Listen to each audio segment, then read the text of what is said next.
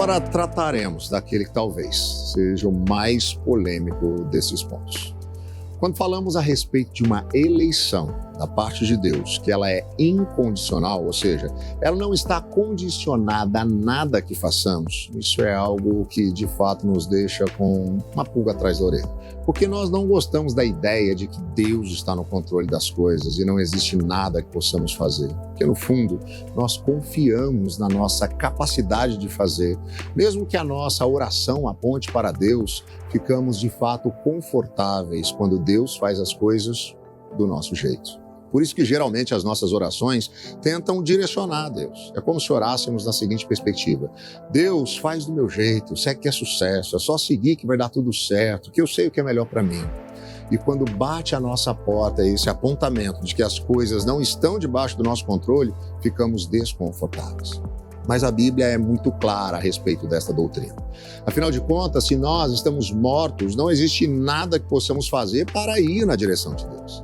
A Bíblia nos ensina que quem nos convence do pecado, da justiça e do juízo é o Espírito Santo, ou seja, a ação é de Deus, tem a ver plenamente com Deus e não com nós mesmos. Mesmo assim, tentamos explicar isso racionalmente, mas quando percebemos que é algo impossível de se explicar a partir da nossa compreensão lógica, passamos a ter algumas reservas. Mas por que nós podemos ter certeza a respeito dessa doutrina bíblica? Ora, ela está explícita na palavra de Deus, apresentada claramente no capítulo 9 da carta que o apóstolo Paulo escreveu à igreja de Roma. Percebemos ali um esclarecimento de que a eleição, que era uma concepção comum dentro do entendimento religioso do povo judeu do primeiro século, afinal de contas, eles entendiam que Deus havia chamado e eleito aquele povo para ser o seu povo, e todas aquelas histórias que eles conheciam de cor e aprenderam com aquilo que a gente chama hoje de Antigo Testamento, colaboravam com esse entendimento. Podemos inclusive dizer que para eles era ainda mais evidente essa perspectiva de uma eleição incondicional, porque mesmo o chamado do povo judeu não estava ligado a algo que eles tinham feito. Quando nós olhamos para a história de Abraão, ele não era alguém chamado por Deus por causa da sua capacidade ou por causa da sua religiosidade. Nós percebemos um homem que vem de uma família idólatra, nós percebemos um homem com tendências fortes à mentira e ainda assim Deus o chama. Nós percebemos Deus escolhendo aquele povo não pela capacidade deles de seguirem alguns princípios e preceitos, até porque primeiro Deus salva aquele povo que estava cativo da escravidão do Egito e depois ele dá princípios orientadores para que eles pudessem viver de uma maneira melhor. Como costumava pontuar o pastor Timothy Keller, Deus não estabeleceu mandamentos ao povo hebreu dizendo: obedeçam plenamente esses mandamentos por 40 anos e se tiverem êxito eu voltarei e os livrarei da escravidão do Egito. Na verdade, Deus os liberta graciosamente e depois dá as instruções de como eles deveriam viver de forma que honrariam o seu nome. Ou seja, não é pela capacidade de seguirem algumas regras que Deus os chama, muito pelo contrário. Nós percebemos que mesmo depois de Deus dar regras, eles continuam com uma dificuldade tremenda de segui-las. Isso acontece por um mover gracioso da parte de Deus. E é isso que Paulo está falando neste capítulo, onde ele afirma: não pensemos que a palavra de Deus falhou, pois nem todos os descendentes de Israel são Israel, nem por serem descendentes de Abraão passaram todos a ser filhos de Abraão. Pelo contrário, por meio de Isaque, a sua descendência será considerada. Outras palavras, não são os filhos naturais que são os filhos de Deus, mas os filhos da promessa é que são considerados descendência de Abraão. Pois foi assim que a promessa foi feita: no tempo devido, virei novamente, e Sara terá um filho. E esse não foi o único caso. Também os filhos de Rebeca tiveram o mesmo pai, nosso pai Isaque. Todavia, antes que os gêmeos nascessem ou fizessem qualquer coisa boa ou má, a fim de que o propósito de Deus conforme a eleição permanecesse, não por obras, mas por aquele que chama, foi dito a ela: o mais velho servirá ao mais novo. Como está escrito: amei Jacó, mas rejeitei Esaú. Então o que diremos? Acaso Deus é injusto?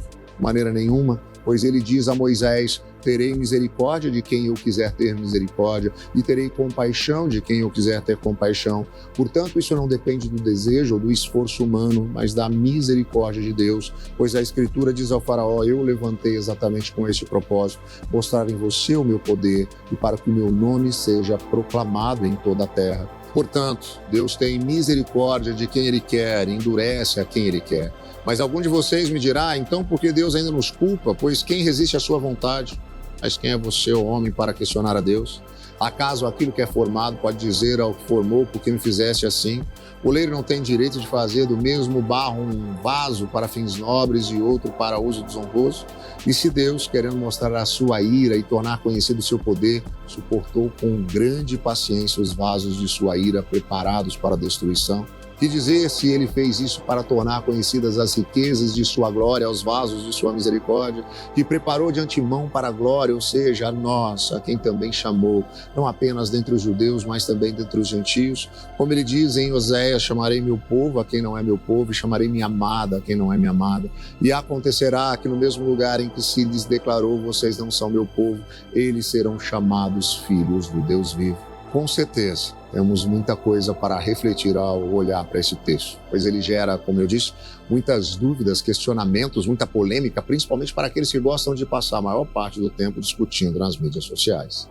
Todavia, olhando para esse texto de maneira expositiva e tentando extrair alguns princípios, preceitos e valores dele, nós percebemos, em primeiro lugar, que essa eleição incondicional, que é apresentada pelo apóstolo Paulo, denota, antes de tudo, o amor de Deus.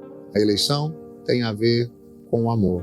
Em outras palavras, não são os filhos naturais que são filhos de Deus, mas os filhos da promessa que são considerados descendência de Abraão. O que Paulo está falando aqui a respeito dessa possibilidade de alguém ser filho de Deus? Ora, porque nós, seres humanos, não o éramos. Afinal de contas, fizemos uma opção como humanidade, fazemos novamente essa opção todos os dias, a opção por virar as costas para Deus. Como vimos anteriormente sobre a depravação total, por fazer as coisas do nosso jeito e não do jeito de Deus, nós éramos filhos da ira, porque era a única coisa que nós podíamos receber da parte de Deus. Por vivermos como inimigos a partir de uma rebelião contra Deus, mas ainda que nós sejamos rebeldes, Deus, em seu amor, nos elege para adoção, para sermos adotados por Ele como filhos. Ele gera essa possibilidade de sermos chamados de seus filhos, não por conta de alguma capacidade nossa, mas por causa do amor gracioso de Jesus, que foi capaz de ir até as últimas consequências. O amor de Deus revelado em Jesus é um amor de quem está disposto a morrer e morre para que nós pudéssemos experimentar esse relacionamento novamente, para que nós pudéssemos ter essa reconexão com o Criador, para que nós pudéssemos ser filhos efetivamente de Deus, não pela nossa capacidade, mas porque o primogênito entre nós, o irmão mais velho, Jesus, é aquele que nos tornou filhos de Deus. O amor de Deus aqui não é representado como muitas vezes nós pensamos por um sentimento, já que na nossa cultura contemporânea ocidental, o amor tem a ver com uma sensação que a gente tem dentro do coração. Todavia, quando olhamos para a Bíblia, entendemos que amor tem a ver com atitude. João capítulo 3, versículo 16, nos diz que Deus tanto amou o mundo, Ele amou tanto, que deu seu filho, seu único filho, para que nós pudéssemos ter novamente essa relação de intimidade com Ele. Ou seja, quando nós falamos da possibilidade da eleição, de Deus ter chamado a cada um de nós, estamos dizendo que isso evidencia que Deus é bom e amoroso. Esse é o ponto de partida. O amor de Deus é aquilo que gera a possibilidade de nós sermos eleitos por Ele para sermos seus filhos, porque nós já estávamos destinados a outro fim, nós já havíamos feito outra escolha, mas por amor Ele gera essa condição de estarmos novamente com Ele.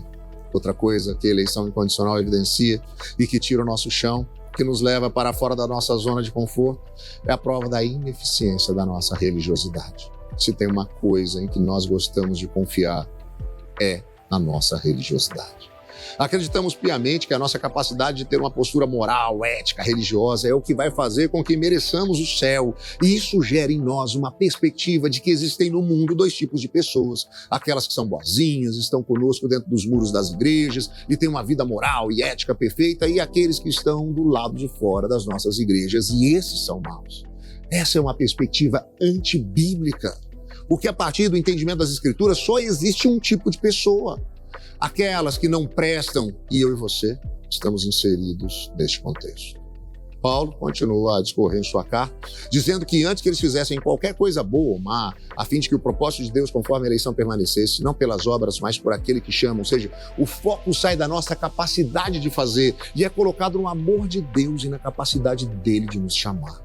Que isso promove diante da nossa deficiência religiosa, isso faz com que não nos orgulhemos da nossa posição. Que nós não nos achemos melhores do que os outros porque nós vamos a uma comunidade cristã os domingos à noite, às vezes domingo pela manhã também, às vezes de quinta-feira e às vezes a semana inteira. E esse é um grande problema, porque muitas vezes os religiosos se acham melhores do que aqueles que não estão dentro do seu ambiente religioso, porque eles conseguem seguir algumas regras e algumas leis, e isso se torna um grande problema.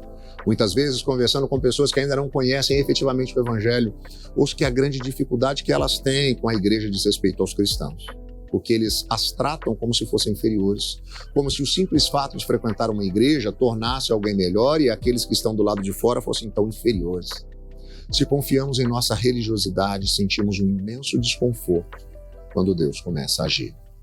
Deixa eu tentar explicar isso da seguinte maneira. Uma pessoa está vivendo a sua vida dentro da igreja e ela começa a ter uma prática moral e ética nos seus relacionamentos. É o marido que suporta a esposa, ele até gostaria de se divorciar, de ter um relacionamento extraconjugal, mas ele não faz isso porque ele tem medo de ser castigado. Ou é aquele jovem casal na igreja que gostaria de ter algumas práticas sexuais no seu relacionamento e não fazem pelo medo do castigo que Deus pode dar. Vai que a moça fica grávida. E eles começam a viver a partir dessa perspectiva de um relacionamento com Deus baseado no medo. E eles constroem, passam a confiar na sua vida religiosa. Então, Deus começa a agir. Aí ele traz para dentro da igreja uma pessoa que teve uma vida completamente desregrada. Começa a abençoar e transformar a vida dessa pessoa, e os frequentadores da igreja começam a dizer: mas não é justo, fui eu quem ficou aqui o tempo inteiro, seguindo as regras para poder merecer, e agora esse cara vai ser abençoado como eu. É por isso que se chama graça, e isso é algo maravilhoso da nossa fé. Essa é a história imortalizada por Jesus em Lucas 15, na parábola do filho pródigo, que mostra a indignação do irmão mais velho quando o pai recebe o filho mais novo de braços abertos. Agora, quando nós compreendemos o Evangelho de Jesus e nos deparamos com uma situação como essa, não nos baseamos na nossa religiosidade nem na nossa capacidade moral, nós olhamos para aquilo que Deus está realizando e dizemos: uau! Assim como Deus teve misericórdia de mim, que sou um pecador, teve também misericórdia dele. E agora ele está aqui, chamado, eleito, sendo abençoado por Deus, não porque ele merece, mas assim como eu, apesar de não merecer. Essa é uma outra perspectiva. A eleição nos mostra essa ineficiência religiosa, nos mostra que as nossas obras são insuficientes, porque o padrão de bondade de Deus, ao olhar para nós, não é um peso na balança para ver quem é um pouco melhor que o outro, é o próprio Deus e Ele é completamente bom, ou seja, eu e você estamos fora desse padrão, só existe um padrão e nós não atingimos. Isso nos faz perceber que não existe nada que nós façamos que leve Deus a nos amar, mais ou menos, porque o amor de Deus por nós não está condicionado à nossa capacidade de seguir as regras. Porque se estivesse, a situação estaria complicada demais para mim e para você, porque nós não conseguiríamos. E é isso que a eleição faz. Ela tira o foco da nossa religiosidade, nos impede de ficarmos nos achando melhores do que os outros só porque vamos mais vezes à igreja, ou porque conseguimos orar por mais tempo do que o outro, ou porque o nosso jejum dura mais dias, ou porque ficamos no monte orando por mais horas que o outro. Não devemos nos orgulhar dessas coisas, mas as fazemos numa perspectiva de resposta ao amor de Deus, ao entendimento de que Ele nos amou, e não para fazer com que Ele nos ame mais. Ou seja, a perspectiva da eleição tira o foco da nossa religiosidade e mostra o quão ineficiente ela é. E mais, a eleição incondicional evidencia então, além do amor, a misericórdia de Deus. Porque além de amoroso, ele é misericordioso e faz algo para mudar o rumo da nossa história. Nos versículos 15 e 16 de Romanos 9, nós lemos: pois ele diz a Moisés: terei misericórdia de quem eu quiser ter misericórdia, terei compaixão de quem eu quiser ter compaixão. Portanto, isso não depende do desejo ou do esforço humano, mas da misericórdia de Deus. A Bíblia nos diz que a misericórdia de Deus é a razão de nós não sermos consumidos. Porque se não fosse a misericórdia de Deus, a nossa inclinação para o mal e para o pecado acabaria completamente conosco. Ou seja, a nossa salvação, a perspectiva da eternidade, viver num lugar de onde nunca deveríamos ter saído, a presença de Deus é fruto exclusivo da misericórdia de Deus. Porque a decisão da humanidade já foi tomada. Como muitos gostam de dizer, se graça é receber aquilo que não merecemos, misericórdia é não recebermos aquilo que merecíamos. Todos nós estamos caminhando para o abismo, para a morte, para o inferno. Essa é a nossa opção. É isso que nós queremos. Porém, a obra de Jesus é o que gerou uma nova condição, de sermos resgatados por Deus, trazidos por Ele para um outro caminho. Deus nos traz para si sem contrariar a sua retidão e justiça, porque Deus é reto, completamente santo, no momento em que o ser humano conhece o mal, há separação. Porque Deus não pode estar envolvido com aquilo que contém o mal, e porque Deus é justo, aquilo que tinha sido combinado precisa ser cumprido. Então, a consequência por causa do pecado, que é o caos e a morte, se torna uma realidade na nossa vida, aqui, agora e na eternidade também, pois estávamos condenados a viver eternamente distantes de Deus. Mas pela misericórdia, Deus gera uma possibilidade, sem ser contrário à sua própria natureza, sem ser contrário aos seus atributos de retidão e justiça. Ele cria a possibilidade a partir da lógica da substituição. Jesus é aquele que paga o preço, que recebe a pena em nosso lugar. Ou seja, a eleição, o fato de Jesus nos chamar para Ele, evidencia a misericórdia da parte de Deus. E aqui chega a parte que às vezes é mais complexa para digerirmos, porque a eleição incondicional também evidencia aquela parte que a gente não gosta, que fala da soberania de Deus e não da nossa soberania. Há um questionamento que o próprio apóstolo Paulo antecede, porque ele já sabia que no momento em que aquelas pessoas lessem essa carta, e eu e você, depois de tantos anos, lêssemos também, poderíamos questionar no sentido de que isso poderia não parecer justo aos nossos olhos. E Paulo já se antecipa. Mas alguns de vocês me dirão, então, porque Deus ainda nos culpa, pois quem resiste à sua vontade? Mas quem é você, o homem, para questionar a Deus? Acaso aquilo que é formado pode dizer ao que o formou, por que me fizeste assim? Gostaria de estabelecer a partir daqui alguns princípios teológicos, porque quando começamos a falar da eleição, da predestinação, de que Deus nos chamou, começa a se ter alguma confusão, porque alguns perguntam, mas e o nosso livre-arbítrio, a nossa livre vontade? Uma expressão que se tornou comum à nossa volta, mas que tem um peso teológico muito importante, porque a completa possibilidade, liberdade de decisão do ser humano implicaria no fato de que nós poderíamos fazer a opção de não pecar. Se o livre-arbítrio de maneira plena fosse uma realidade, eu e você poderíamos dizer que não iríamos mais pecar, conseguiríamos dizer não ao pecado. Isso não é possível. Eu e você não temos mais isso. Adão teve, Jesus teve, mas eu e você não temos, porque o pecado já é uma realidade para nós. E existe o pensamento de que se não existe livre-arbítrio, somos fatalistas e tudo já está escrito, determinado, não é isso? Eu e você temos liberdade sim. Quando você vai se vestir, fica olhando para a porta do seu guarda-roupa pensando qual roupa que você irá colocar, você tem liberdade, porque nós temos esse tipo de liberdade. Nós chamamos isso na teologia de livre agência. Nós não somos robozinhos que estamos ali cumprindo tudo no que diz respeito a um protocolo. Existe sim liberdade de atitude para nós. Agora, existe uma coisa que nós não podemos fazer. Existe uma liberdade que nós não temos. A de dizer não ao pecado. Por isso que nós não temos um livre-arbítrio, ou seja, a totalidade da liberdade das nossas ações. Nós não podemos dizer não ao pecado, pois ele já é uma realidade.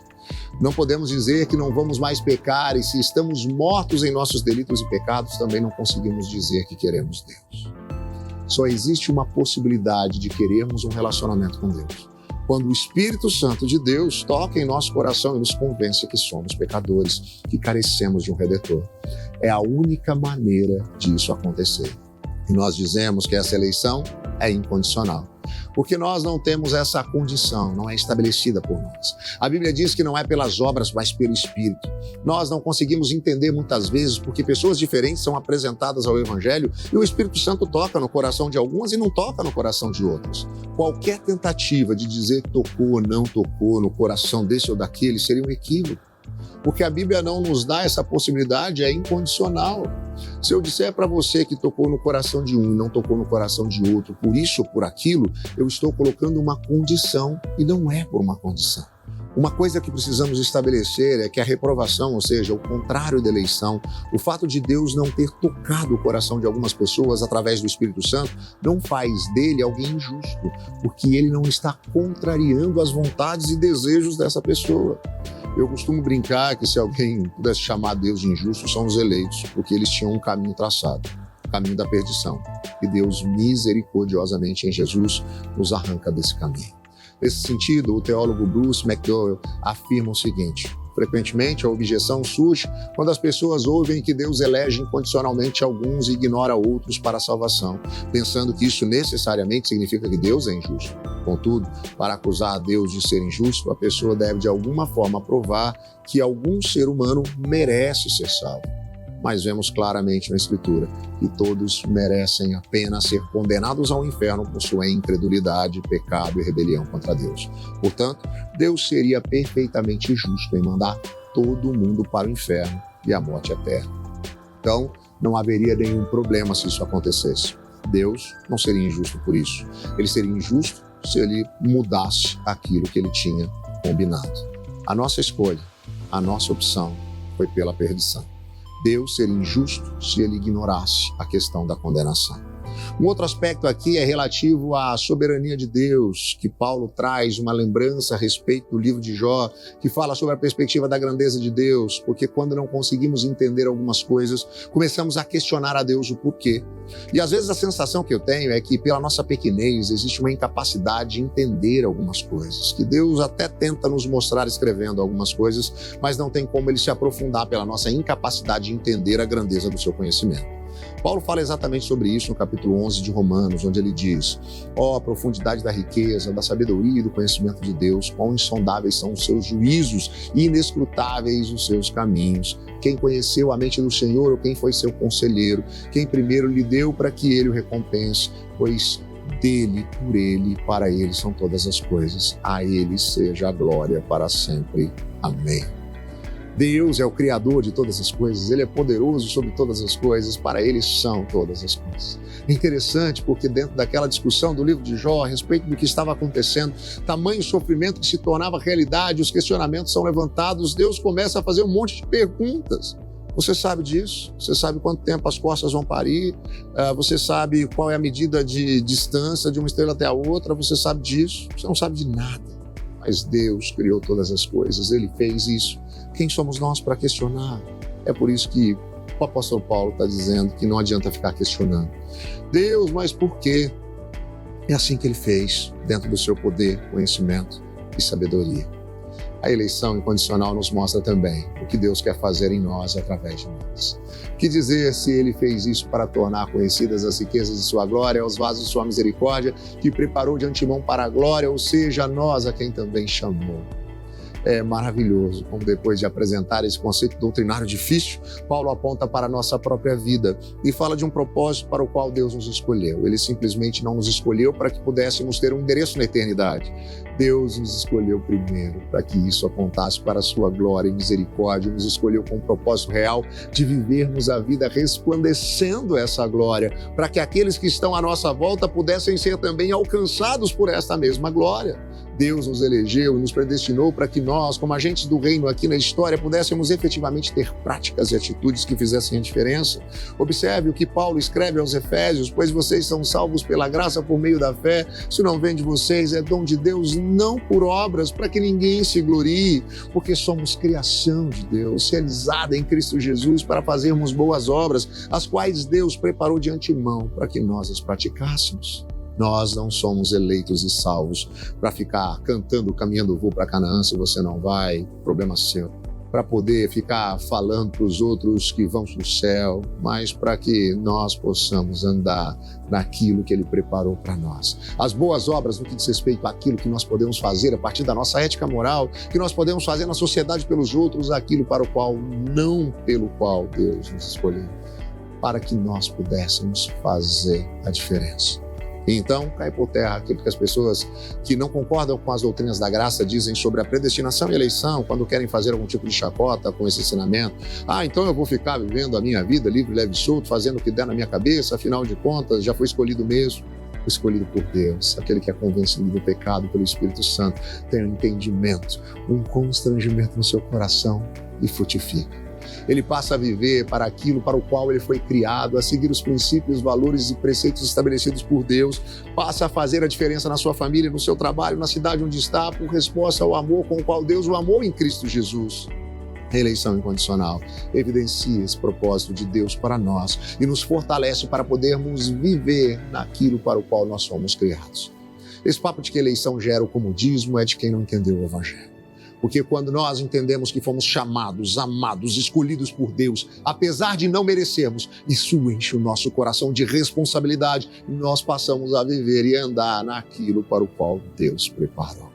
Bruce McDowell fala ainda de alguns benefícios que a compreensão dessa doutrina pode trazer para a nossa fé. Primeiro, a eleição incondicional tem um efeito humilhante sobre o nosso orgulho. Ela quebra o nosso orgulho, o orgulho de acharmos que nós somos bons por causa da nossa capacidade intelectual, do nosso dinheiro, de qualquer coisa que temos. Ela quebra o nosso orgulho de achar que nós somos melhores que os outros por causa da nossa religiosidade, da nossa capacidade de seguir regras, de sermos bonzinhos, porque nós não somos. Ela gera esse efeito humilhante que quebra e acaba com o nosso orgulho e nos coloca no chão. Ainda, ela produz em nós um profundo amor por Deus, ela produz isso porque quando nós entendemos que não prestamos, não merecemos, não conseguimos, não damos conta e ouvimos que Deus nos ama, nós ficamos constrangidos e pensamos que Deus é esse, porque estamos condicionados a amar aquele que merece ser amado. Estamos dispostos a fazer algo por aquele que merece que a gente faça alguma coisa. Agora, quando eu sei que eu não mereço e ouço que Deus me ama assim mesmo, e eu não sei se isso causa o mesmo efeito em você, mas isso faz um rebuliço no meu coração, me dá um desespero, eu falo assim, meu Deus, eu não mereço tão grande amor.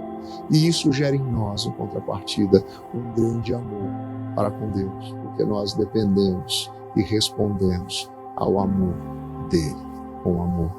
E ainda, isso aumenta a nossa adoração, porque quando nós entendemos a soberania de Deus, percebemos quão poderoso Ele é, como Ele precisa ser exaltado, precisa ser adorado. E quantas vezes nós estamos cantando louvores a Deus que exaltam seu poder, sua soberania, nós não nos contemos, porque temos que nos prostrar, ficar de joelhos e dizer que esse Deus é poderoso demais.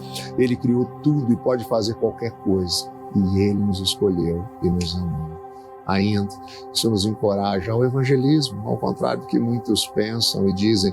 A eleição incondicional não nos inibe no que diz respeito à evangelização, muito pelo contrário, ela nos encoraja, porque dentro desses caminhos inescrutáveis de Deus, Ele decidiu nos deixar participar. Como a salvação se dá a partir do convencimento do Espírito Santo, isso acontece com o ouvir da palavra de Deus, é o Espírito Santo que age quando a palavra é pregada. Então, quando eu falo do amor de Deus, da obra redentora de Jesus para alguém, é nesse momento que o Espírito Santo começa a agir. Eu não sei se isso gera a mesma coisa em você, mas me dá vontade de falar disso para todo mundo o tempo inteiro, porque é a partir do momento em que o Evangelho é pregado que o Espírito Santo convence do pecado, da justiça e do juízo. A fé vem pelo ouvir, e ouvir a palavra de Deus, o Espírito Santo vai tocar quando apresentarmos o Evangelho. E ainda, isso também nos traz a certeza da salvação. E mais, nos traz grande segurança, porque se isso está totalmente ligado àquilo que Jesus fez, ao amor de Deus, à sua graça e misericórdia, não tem a ver comigo. E se Ele fez isso por mim, eu tenho essa compreensão, isso me traz uma paz, uma segurança, a certeza da minha salvação, porque isso está pautado naquilo que Jesus fez. O sacrifício dele foi suficiente, e é isso que vai gerar certeza, segurança no nosso coração. Não tem a ver com a nossa capacidade, com nenhuma condição. Essa é a eleição incondicional.